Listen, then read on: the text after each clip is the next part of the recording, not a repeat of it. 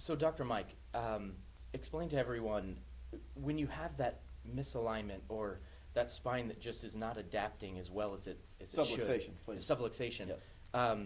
When you adjust it and you release that nerve interference to allow the body to just function that much better, explain to them what exactly that is. In your words, how would you explain what's going on? Well, when we set up to do the adjustment, and we deliver the adjustment, Okay. then the best way to describe it is gonna find my baby, gonna hold her tight, gonna grab some afternoon delight. My motto's always been when it's right while waiting to the middle of a cold dark night.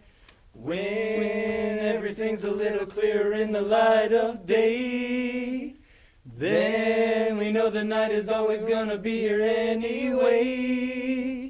Thinking of you's working up an appetite, looking forward to a little afternoon delight. Rubbing sticks and stones together makes the sparks ignite, and the thought of loving you is getting so excited. Sky rockets in flight, afternoon delight,